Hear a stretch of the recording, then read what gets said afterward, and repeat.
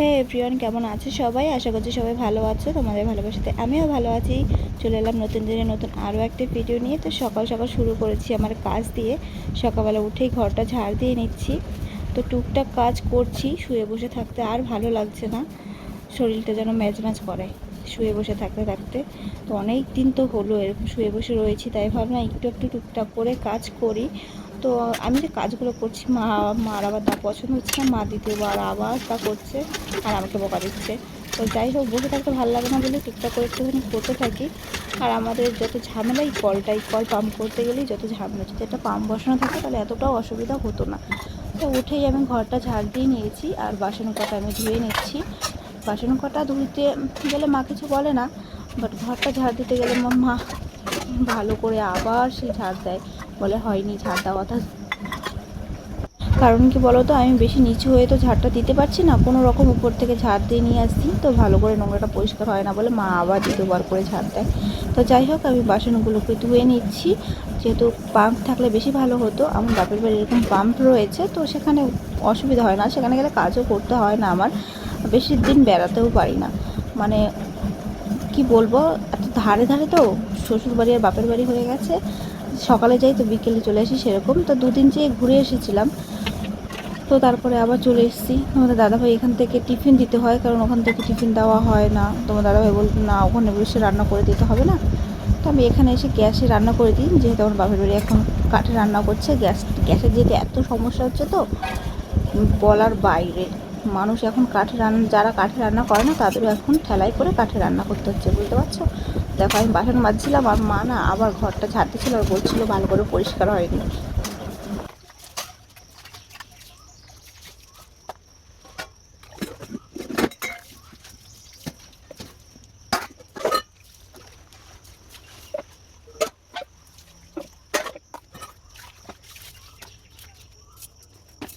এখন বাজে সকাল 10টা।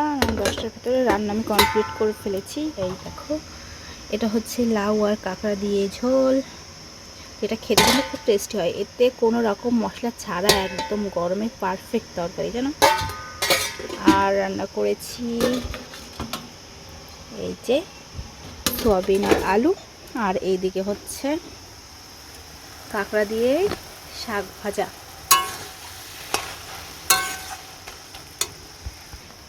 যেহেতু আমাকে এখন সবজি প্রচুর খেতে হবে, তো তার জন্য প্রায় দিন শাক ভাজা হয়। কালকেই তো কী কী রান্না করেছিলাম, কালকে রান্না করেছিলাম লাউ পাতা বাটা। যারা খাওনি অবশ্যই কিন্তু কমেন্ট করে যে যারা খাওনি, কিন্তু খেতে হেভি টেস্ট হয়। তো লাউ পাতা বাটা করেছিলাম কালকে। দেন করেছিলাম লাউ শাকের রান্না, লাউয়ের তরকারি, সব কিছু কিন্তু কাঁকড়া দিয়ে। আর করেছিলাম শাক ভাজা, মানে সবটাই শাকের উপরে। এখন বেশি বেশি করে শাক পাতা খেতে হবে, তো তার জন্য বেশি বেশি করে খেতে হচ্ছে। আগে খেতাম না, না চাইলেও খেতে হবে। তো যাই হোক, আজকে সকাল সকাল রান্নাটা করে নিচ্ছি। সকালে আর রান্না করিনি, ভোরবেলা তো বর কাজে চলে গেছে, তোমার দাদাভাই কাজে চলে গেছে। টিফিন আজকে নেয়নি, বলে আজকে উঠতে হবে না রান্না করতে, টিফিন আর নেয়নি, তাড়াতাড়ি নাকি চলে আসবে। তো তার জন্য সকালে খাওয়ার কিছু ছিল না। আর এখন যেহেতু একটু 2 ঘন্টা অন্তর অন্তর বা 1 ঘন্টা অন্তর অন্তর কিছু না কিছু খেতে হবে, তো আমি সকালবেলা উঠে শসা টমেটো দিয়ে মুড়ি দিয়ে মেখে ঠেকে খেয়ে নিয়েছি। দেন তারপর রান্না বসিয়ে দিয়েছি। এরপরে আবার ভাত খাবো, 10টা বাজে এখন। তারপর ভাত খাবো, তারপরে আবার দুপুরবেলা মা আবার ভাত বসাবে। ভাতটা না কাঠে করতে হবে, গ্যাস কতদিন থাকবে তা জানি না। গ্যাসের তো সমস্যা চলছে, এখনও পর্যন্ত ঠিক হয়নি। গরম, এত গরম লাগে কি বলবো, ধারণা করার বাইরে। গলা কেমন হয়ে গেল বাবা। যাই হোক, শাকটা ভেজে নিই, তারপর ভাত খাবো। তো চলো, ভিডিওটা কতটা কি কন্টিনিউ করতে পারবো জানি না, কারণ আমি সব ভিডিও হাফ করে রেখে দিই, তো সেগুলোই আপলোড করতে হয়। তো যাই হোক, পুরো ভিডিওটা তোমার। এখন বেলা বাজে 12:30, আর গরমে নাজেহাল অবস্থা।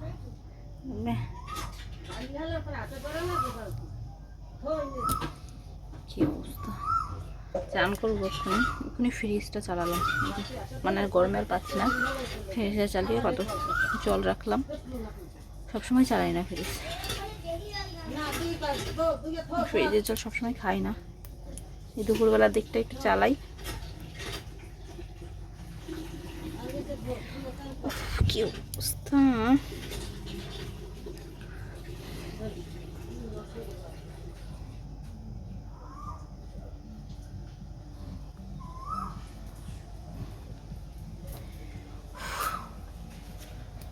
দেখি বাইরের রোদ।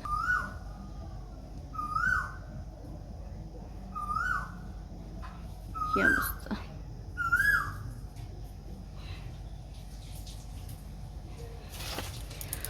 আর আমাদের পুকু দেখতে পাচ্ছ, ওই বেচারা শুয়ে রয়েছে। ওই যে এই যে ওরও গরমে নাজেহাল অবস্থা।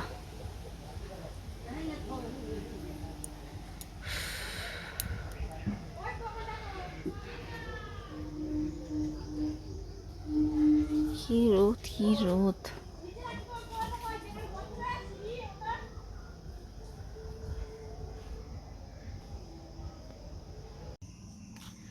তো গাইস, ভিডিওটা শুরু করেছিলাম আমি 2 দিন আগে, আর ভিডিওটা এখন আমি করছি তার 2 দিন পরে। বুঝতে পারছো আমি কত বড় ইউটিউবার হয়ে গেছি? ল্যাদ খাওয়া, ল্যাদ খেতে খেতে একদিন যেদিনকার ভিডিও করবো তার শ্যুট বলি কেন, তারপর ভিডিওর পার্টটা 2 দিন পরের।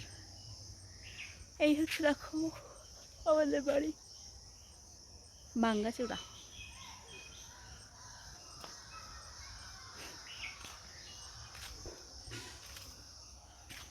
এখন বেরিয়েছি রাস্তায়, মানে এতটা পরিমাণ গরম তো দুপুরবেলা করে ঘুমাতে পারি না। আজকে করছি কি, খাটে আর শুইনি, আজকে নিচে মেঝেতেই শুয়ে পড়েছি। মেঝেতে একটু ঠান্ডা ছিল বলে আজকে 2 ঘন্টা ঘুমিয়েছি। বুঝতে পারছো, বেশ ভালো লাগছে। বাট একটুখানি হাওয়া নেই, মেঘ করে, বৃষ্টি আর বাবু হয় না। কে রাত্রে এমন হয়েছে, মানে কারেন্ট যাচ্ছে আর যাচ্ছে আর আসছে, ঘুমোতে একদম পারিনি। তার জন্য তোমাদের দাদাভাই আজকে কাজে পর্যন্ত যেতে পারিনি। একটা মজার জিনিসটা, এই যে দেখতে পাচ্ছ মাঠে যে কচু গাছগুলো, কচুর লতি হয়, জানো কিনা কমেন্টে বলো। যারা যারা জানো অবশ্যই বলো কমেন্টে, চেনো কিনা। যে কচু গাছের লতি হয়, লতিগুলো না যে কয়বার হয়েছে সেই কয়বার চুরি হয়ে গেছে। মানে লোক এত টুকি টুকি খেতে ভালোবাসে, নিবি নে বলে নিলে হয়, তা না, না বলে নিয়ে চলে যাবে। আর মা ওরকম দিয়েছে। আর এখানে কাঠ কেটে রেখেছিলাম, তাও চুরি হয়ে গেছে। মানে আমাদের বাড়ির জিনিস এত পছন্দ হয় মানুষের, কে জানে। সামান্য লতি তাও নাকি চুরি করে নিয়ে যেতে হয়। খাবি তো বলে নিলে হয়। মা কষ্ট করে লাগিয়েছে, মা একদিনও খায়নি। যাই হোক, দুবার লতি সব চুরি হয়ে গেছে। মার আর খাওয়া হয়নি। আমি তখন খাই না অ্যালার্জির কারণে, আগে খেতাম। আগে আমার মা চিংড়ি মাছ দিয়ে রান্না করতে বেশ ভালো লাগতো, ওটা এখন আর অ্যালার্জির কারণে খাওয়া হয় না। আমি চিংড়ি মাছ খাই না প্রায় 2 বছর হয়ে গেল। 2 বছর হয়ে গেছে আমি চিংড়ি মাছ খাই না। চিংড়ি মাছ, ইলিশ মাছ 2 বছর হয়ে গেছে যে খাই না আমি। ভাবতে পারছো যে ফেভারিট জিনিসগুলো ছিল। আমি চিংড়ি মাছের মালাই খেতে যেতে এত ভালো লাগতো, মানে চিংড়ি মাছ আমার ফেভারিট। আর ইলিশ মাছ কার না ফেভারিট হয়, বাট একটু কাটাগুলো বাঁচতে একটু অসুবিধা হতো। তো যাই হোক, খাওয়া হয় না অনেক দিন 2 বছর। জানি না আবার কবে খেতে পারো চিংড়ি মাছ আর ইলিশ মাছ। আজকে মেঘ করেছে যখন, ঠাকুর একটুখানি বৃষ্টি হওয়া, নাহলে রাত্রেবেলা অবস্থা খারাপ। যেহেতু দেখো কারেন্ট চলে গেছে, এখন আবার কারেন্ট বাবু কখন আসবে তার দেখা নেই। আর আমার তো এই অবস্থা, আরও বেশি করে গরম লাগে। কালকে ঘুমোতেই পারলাম না একটুখানি, এত গরম। আর আমাদের ঘরটা যখন ঠিকঠাক করে নিয়েছে, তো এখন এই হয়ে গেছে,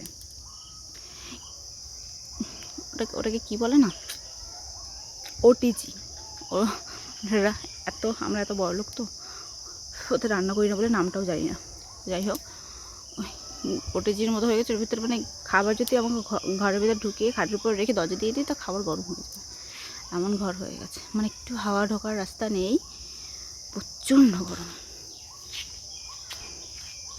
বিড়াল দেখো গাছ দিয়ে লাফ দিয়ে পড়ছে ফলের মতো টুকটুক করে। তো যাই হোক, অনেক বকবক করে নিয়েছি, ভিডিওটা শেষ করা হয়নি বলে আবারও ভিডিওটা অন করেছিলাম। তো চলো, আজকে ভিডিওটা এখানেই শেষ করছি। সবাইকে টাটা।